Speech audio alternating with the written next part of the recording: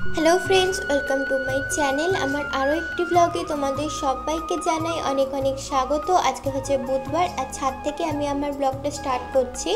তো এখানে দেখো সকাল সকাল তোমাদেরকে ছাদে নিয়ে এসেছি দেখাতে যে এখানে কত সুন্দর ফুল ফুটেছে।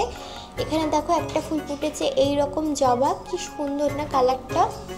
আর এখানে একটা ফুটেছে লাল জবা। লাল জবাটা তো এমনি যেমন হয় সেরকমই, তবে আমার কিন্তু ওই আগের যে জবাটা দেখালাম সেই জবাটা খুব পছন্দের। তো এখানে দেখো আরেকটা জবা ফুল ফুটেছে, সেটা হচ্ছে সাদা জবা।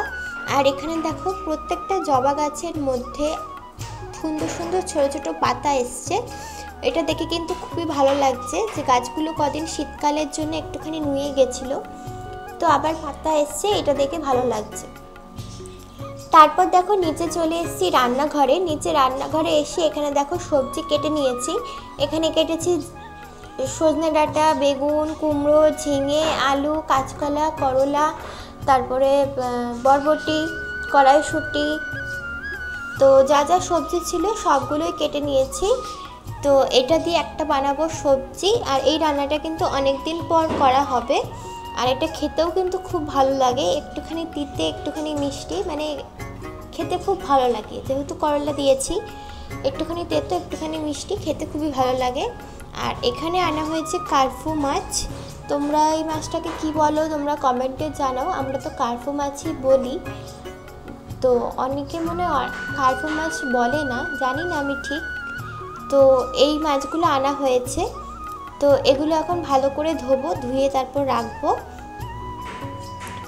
আর চলো তো রান্নাটা শুরু করি। এখানে দেখো দুদিকে দুটো কড়াই বসিয়ে দিয়েছি। একদিকে কড়াইয়ের মধ্যে তেল গরম বসিয়ে দিয়েছিলাম। তো তেল গরমটা হয়ে গেছে, হয়ে যাওয়ার পর এর মধ্যে দিয়ে দিলাম 4টে চিড়ে রাখা লঙ্কা, আর দিয়ে দিলাম হচ্ছে 5 ফোড়ন। 5 ফোড়ন আর একটুখানি নুনও দিয়েছি যাতে লঙ্কাটা গায়ে ছিটে না আসে। তো দিয়ে একটুখানি নাড়াচাড়া করে তারপর ওর মধ্যে যে কেটে রাখা সবজিগুলো ছিল সেই সবজিগুলো সব দিয়ে দিলাম। তো এই রান্নাটা কিন্তু অনেক দিন পর বাড়িতে করা হচ্ছে। আর এই সময় বিশেষ করে এই যে গরম ঠান্ডা, তারপরে বসন্তকাল, এই সময়টা এই সবজিটা খেলে কিন্তু শরীরের পক্ষে খুবই ভালো। তো এখানে দেখো সব সবজিগুলো দিয়ে দিলাম, দিয়ে এবার কিছুক্ষণ ঢাকা দিয়ে রাখবো যাতে সবজিটা একটুখানি নরম হয়ে যায়। তারপর এর মধ্যে নুন আর হলুদ দেবো। আর এখানে দেখো আর একটা কড়াই তেল গরম বসিয়ে দিয়েছিলাম। তেল গরমটা হয়ে যাওয়ার পর একটুখানি নুন দিয়ে দিলাম। নুন দিয়ে এবার এই মাছগুলো দিয়ে দিচ্ছি একে একে। মাছগুলো দিয়ে এবার মাছগুলো সব ভেজে নেব। তো এখানে দেখো সবার ফার্স্টে মাছের মাথাগুলো দিলাম ভাজার জন্য, তারপর তো বাকি মাছগুলো ভাজবোই একে একে। আর এখানে দেখো একটা সাইড মাছের ভাজা হয়ে গেছে, তো সেই কারণে আরেকটা সাইড উল্টে দিলাম। তো আর এদিকে দেখো ততক্ষণে সবজিগুলো যেগুলো ছিল সেগুলো সব নরম হয়ে গেছে। এবার এর মধ্যে দিয়ে দিচ্ছি হলুদ গুঁড়ো আর একটুখানি নুনও দেবো, যেহেতু নুনটা ফোড়ন দেওয়ার সময় দিয়েছিলাম একটুখানি, তাই অল্প একটু নুন দিলাম। দিয়ে এবার ভালো করে এটা নুন আর হলুদটা ভালো করে মিশিয়ে নেব। তো এই সবজিটা কিন্তু একটুখানি টাইম লাগে হতে, কারণ এটা তো আর জল দিয়ে সিদ্ধ করার ব্যাপার নয়। এটা একটুখানি নরম, মানে কি বলে, সবজিটা মজে গেলে আর কি ভালো লাগে খেতে, আস্তে আস্তে ভালো লাগে রান্না করলে আর কি। আর এখানে দেখো মাছগুলো তো মাছের মাথাগুলো তো ভাজা হয়ে গেছিলো, ওগুলো তুলে নিলাম। তুলে নিয়ে আরও কটা মাছের মাথা তারপর ছিল সেগুলো দিয়ে দিলাম। দিয়ে এবার ওগুলোও ভেজে নেব। আর এদিকে দেখো এখানে সবজিটা একবার ভালো করে নাড়িয়ে নিচ্ছি যাতে নিচে দিয়ে লেগে না যায়, কারণ একটুও জল দেওয়া ছিল না। তো এবার এখানে একটুখানি জল দিয়ে দিলাম যাতে সবজিগুলো আরেকটু ভালো করে নরম হয়ে যায়, আর ডাঁটাগুলো যাতে নরম হয়ে যায়, কারণ সজনে ডাঁটা তো একটু শক্ত হয়। তো সেই কারণে সজনে ডাঁটাগুলো যাতে নরম হয়ে যায় একটুখানি জল দিয়ে দিলাম। জল দিয়ে এবার ভালো করে এটা ফুটিয়ে নিচ্ছি। আর এদিকে দেখো মাছগুলো ভালো করে ভেজে নিচ্ছি। আর এখানে সবজিটার মধ্যে একটুখানি দিয়ে দিলাম চিনি। তোমাদেরকে প্রথমেই বলেছি এই সবজিটা খেতে হয় একটুখানি তেতো একটুখানি মিষ্টি। তো তেতোর জন্য তো করলা দিয়েছি, আর একটুখানি মিষ্টির জন্য একটুখানি চিনি দিয়ে দিলাম। আর এই রান্নাটা কিন্তু খেতে আমার ভীষণই ভালো লাগে, বিশেষ করে গরম ভাতের সাথে এটা খেতে খুবই ভালো লাগে। তো আমি বরং অবশ্য তেতো খাই না খুব বেশি, কিন্তু এই সবজিটা রান্না করলে আমি খাই, কারণ এই সবজিটা খেতে ভালো লাগে। তো এখানে দেখো একটুখানি নাড়া দিয়ে দিলাম। আর এদিকে তো মাছগুলো ভাজা চলছে এখনও, কারণ মাছগুলো এখনও ভাজা হয়নি, অনেকটাই মাছ। আর ওদিকে দেখো তরকারিটা এবার নামিয়ে নিয়েছি। নামিয়ে নেওয়ার পর এবার এর মধ্যে দিয়ে দিলাম করলা আলু ভাজা। তো এটার মধ্যে করলা দিয়েছি বেশি, আর আলু দিয়েছি একটা। আলু খুব একটা বেশি দেইনি, আলু দিয়েছি একটা আলু, আর করলার ভাগটা বেশি দিয়েছি। দিয়ে এবার এটা নুন হলুদ দিয়ে ভালো করে ভেজে নিচ্ছি। আর আমাদের বাড়িতে না খুব বেশি একটা মানে কি বলবো, তেল মশলা রান্না করা হয় না, তারপরে খুব একটা যে শরীরের পক্ষে ভালো না সেই রকম রান্নাও করা হয় না। ওই শরীরের পক্ষে যেটা ভালো, একটুখানি তেতো, একটুখানি পাতলা খাবার, মানে পাতলা মানে খুব পাতলা না, মোটামুটি আর কি, মোটামুটি তেল মশলা ছাড়া বলতে একটুখানি কম তেল মশলা দিয়ে যতটা করা যায় সেই রকম খাবারই একটুখানি খাওয়া হয়, তো তাতে শরীরের পক্ষে কিন্তু ভালো। তো এবার দেখো ওদিকে করলা আলু ভাজাটা হচ্ছে, আর এদিকে আরও কটা মাছ ছিল। আজকে মা অনেকগুলো মাছ এনেছিল, আর সেগুলো আমরা যেহেতু ফ্রিজে মাছ রাখি না, তো সেই কারণে সবগুলো মাছ ভেজেই রাখতে হবে, নয়তো নষ্ট হয়ে যাবে। তো এখানে দেখো মাছগুলো ভেজে রাখা হয়ে গেল সবগুলো। এবার এর মধ্যে কড়াই বসিয়ে দিয়েছি, তেল গরম করে নিয়েছি, করে এবার এর মধ্যে দিয়ে দিলাম মেথি ফোড়ন দিয়ে দিলাম ডাঁটা আর আলু। আর আমরা সবসময় সবজি দিয়েই মাছের ঝোল খাওয়ার চেষ্টা করি, যাতে সবজিগুলোতে এমনিতে খাওয়া হয় না, এমনিতে রান্না করলে দেখবে সবজিগুলো মানে থেকে যায়, কেউ খায় না। আর সবজি দিয়ে যদি মাছের ঝোল রান্না করা হয়, ওই মাছের সঙ্গে সঙ্গে সবজিগুলোও খাওয়া হয়ে যায়। তো সেই কারণে আমরা চেষ্টা করি সবজি দিয়ে মাছের ঝোল খাওয়ার, যাতে সবজিগুলোও খাওয়া হয়ে যায় আর মাছটাও খাওয়া হয়ে যায়, তাতে ভালোই হয়। তো সেই কারণে দেখো এখানে ডাঁটা আলু দিয়ে মাছের ঝোলটা করে নিলাম। মাছের ঝোলটার মধ্যে দিয়েছি নুন, হলুদ, লঙ্কার গুঁড়ো দিয়ে এবার ভালো করে ওটা মশলাটার সাথে কষিয়ে নিচ্ছি। আর এদিকে উচ্ছে আলু ভাজাটা হয়ে গেছে, তো সেই কারণে উচ্ছে আলু ভাজাটা নামিয়ে নিলাম। আর এদিকে দেখো ডাঁটা আলুটা ভালো করে মশলাটার সাথে কষানো হয়ে গেছে। তারপর এর মধ্যে দিয়ে দিচ্ছি পরিমাণ মতো জল। এবার জলটা ভালো করে ফুটে আসলে এর মধ্যে নামিয়ে নেব। আর এদিকে দেখো আবার কড়াইতে তেল গরম করে নিয়েছি, করে নিয়ে এর মধ্যে দিয়ে দিলাম একটুখানি পেঁয়াজ কুচি আর 2 কি 3টে চিড়ে রাখা লঙ্কা দিয়ে দিলাম।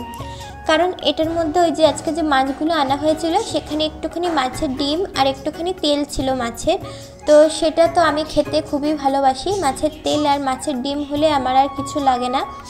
তো সেই কারণে ওটার পেঁয়াজটা একটুখানি ভেজে নিচ্ছি নুন হলুদ দিয়ে।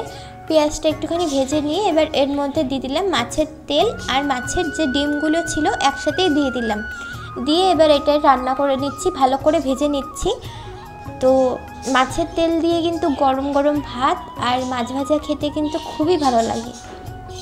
কার কার ভালো লাগে মাছের তেল দিয়ে গরম গরম ভাত আর মাছ ভাজা, আমাকে কমেন্ট করে অবশ্যই জানিও।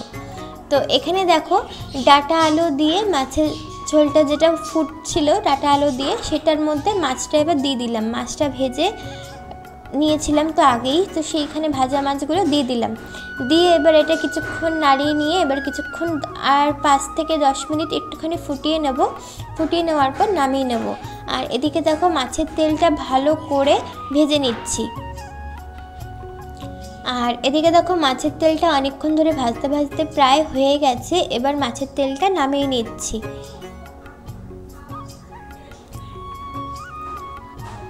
আর এদিকে কিন্তু ডাঁটা আলু দিয়ে যে মাছের ঝোলটা ছিল সেটাও হয়ে গেছে। এবার সেটা নামিয়ে নেব।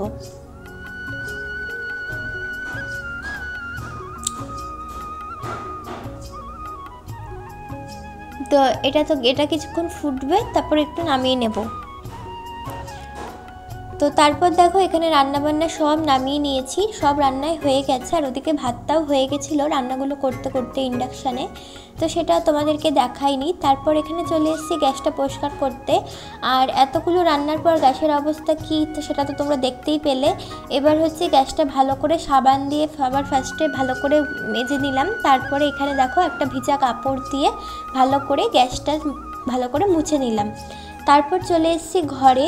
এখানে ঘরে এসে খেতে বসে গেছি। তো এখানে ভাতটা এখনও বাড়া হয়নি, তো তোমাদেরকে দেখিয়ে নিচ্ছি যে রান্নাগুলো। এখানে রয়েছে করলা ভাজা, তারপর রয়েছে মাছের তেলটা, তারপর রয়েছে এখানে নিরামিষ যে সবজিটা, সেটা হচ্ছে সজনে ডাঁটা দিয়ে করলা দিয়ে করা হয়েছে, সব সবজি দিয়ে। আর এখানে রয়েছে ডাঁটা আলু দিয়ে মাছের ঝোলটা। তো এবার আমরা খাওয়া দাওয়া করে নেব। তো খাওয়া দাওয়া করে নিই। আর আমরা সবসময় নিচে বসেই খেতে পছন্দ করি। আমাদের ঘরে ডাইনিং টেবিল ছিল, তো সেখানে কেউই খাওয়া হয় না। তো তারপর তো খাওয়া দাওয়া করে নিয়েছি, আমরা নিচে বসে খেতেই ভালোবাসি। তারপর এখানে চলে এসেছি ছাদে এসে এখানে দেখো জামা কাপড় ছিল তো কিছুটা মেলা, তো সেগুলো তুলে নিলাম। তুলে নিয়ে তারপর তাড়াতাড়ি করে নিচে চলে গেছি, কারণ আজকে একটা বড় কাজ করব, সেটা হচ্ছে অ্যাকোয়ারিয়াম পরিষ্কার। আর অ্যাকোয়ারিয়াম পরিষ্কার করতে কিন্তু আমার আজকে প্রচণ্ড টাইম লেগে যাবে, কারণ অনেক দিন ধরে অ্যাকোয়ারিয়ামটা পরিষ্কার করা হয় না, অনেক দিন ধরে নোংরাও হয়েছে। তো সবার ফার্স্টে দেখো এখানে অ্যাকোয়ারিয়াম থেকে যেই মাছগুলো ছিল সেই মাছগুলো একটা নেট দিয়ে এইভাবে ভালো করে আস্তে আস্তে তুলে নিচ্ছি। একটা বালতির মধ্যে জল নিয়েছি, এবার সেই বালতির জলের মধ্যে মাছগুলো ছেড়ে দিচ্ছি, যাতে যতক্ষণ পরিষ্কার করব মাছগুলো যাতে কোনো কষ্ট না হয়, কারণ পরিষ্কার করতে তো অনেকক্ষণ টাইম লাগবে সেই কারণে। আর এদিকে দেখো তারপরে জলগুলো, যে নোংরা জলগুলো রয়েছে সেগুলো ভালো করে তুলে নিচ্ছি।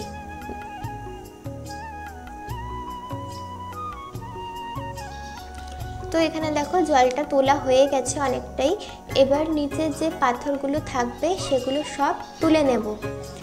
তো এখানে দেখো এবার জলগুলো তো সব তোলা হয়ে গেছে। এবার এইভাবে হাত দিয়ে দিয়ে পাথরগুলো, যেগুলো নিচে পাতা থাকে, এগুলো হচ্ছে কালারিং পাথর রয়েছে, এগুলো কিনতে পাওয়া যায়। তো এগুলো এখন ভালো করে তুলে নিচ্ছি।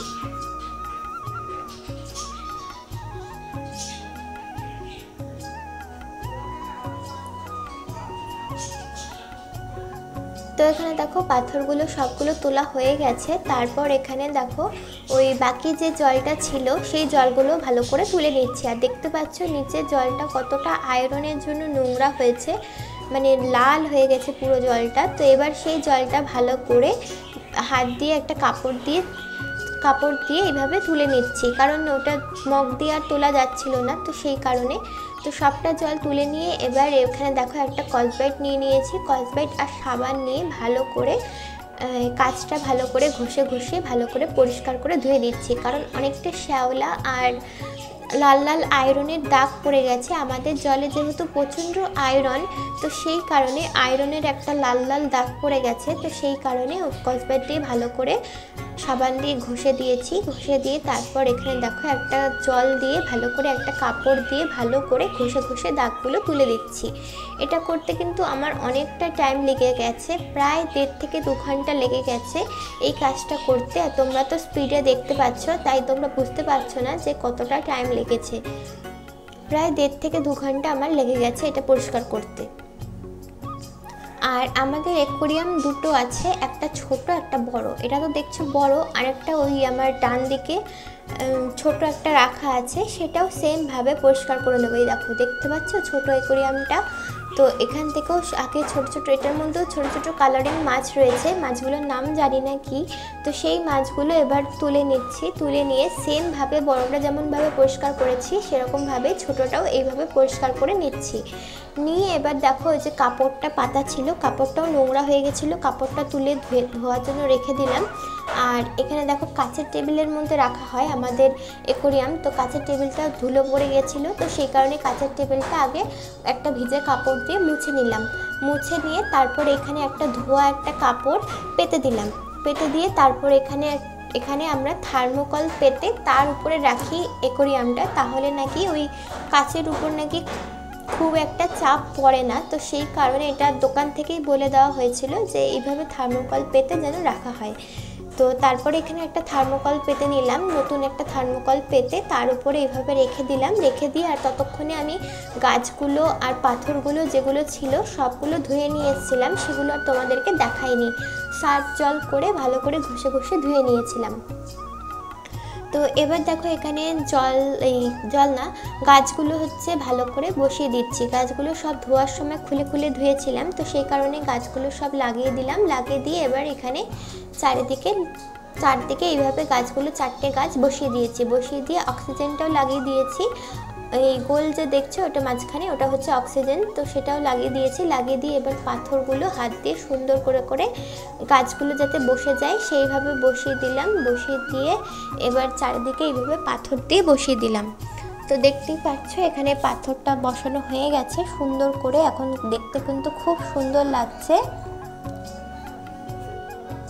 তো এখানে দেখো ভালো করে বসানো হয়ে গেছে। তারপর এখানে দেখো একে একে জল দিয়ে দিচ্ছি।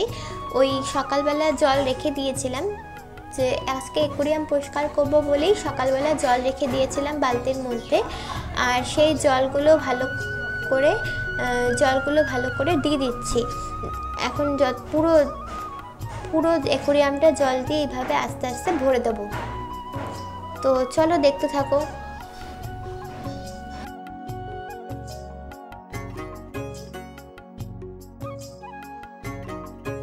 তো এখানে দেখো হাফ তো জলটা ভরা হয়েই গেছে, এবার আর বাকি অল্প একটু আছে, সেটা দিয়ে জলটা ভরে দিলেই হয়ে যাবে। আর সেমভাবে কিন্তু আমি ছোটো অ্যাকোয়ারিয়ামটার মধ্যেও জল দেব। আর এখানে দেখো এবার ওষুধ দিয়ে দিচ্ছি, মাছের ওষুধ। এই ওষুধটা দিলে মাছের যে কোনো একটা অ্যালার্জি হয় না জলের থেকে, অনেক সময় জল তো ভালো থাকে না, তো মাছের অনেক সময় অ্যালার্জি হয় জল থেকে, তো সেটা হয় না। তারপরে মাছের একটা ইচিং প্রবলেম হয়, তো সেটাও হয় না। তো সেই কারণে এখানে দেখো জলটা দিয়ে জলের মধ্যে ওষুধটা দিয়ে দিলাম। দিয়ে এবার যে মাছগুলো ছিল মাছগুলো সব এইভাবে সব রেখে দিচ্ছি। আর এখানে মাঝে মাঝে মার হাতও দেখতে পাচ্ছ, কারণ মা না ভীষণ ভয় পায়।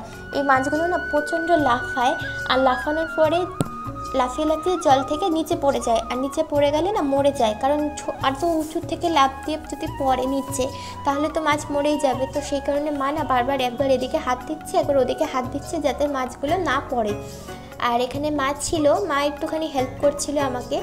তো এবার দেখো উপরে ঢাকনাটা দিয়ে দিয়েছি, ঢাকনাটাও পরিষ্কার করে নিয়েছি। আর এখানে যে যতগুলো মাছ দেখছো তোমরা এখন এই বড় অ্যাকোয়ারিয়ামটার মধ্যে যতগুলো মাছ দেখছো সবগুলো মাছ কিন্তু আমাদের বাড়িতেই জন্ম হয়েছে, আমাদের বাড়িতে থেকেই এত বড় হয়েছে। আগে কিন্তু একদম কেঁচোর মতো ছোট ছোট ছিল, তো এখন কিন্তু দেখতে পাচ্ছ অনেক দিন হয়ে গেছে যেহেতু এগুলো বড় হয়ে গেছে। তো আমার অ্যাকোয়ারিয়াম পরিষ্কার তো হয়ে গেছে, আর রাত্রেও অনেকটা হয়ে গেছে। এখন তো খাওয়া দাওয়া করে ঘুমিয়ে থাকবো। তো চলো আজকের ব্লগটা এইটুকুই।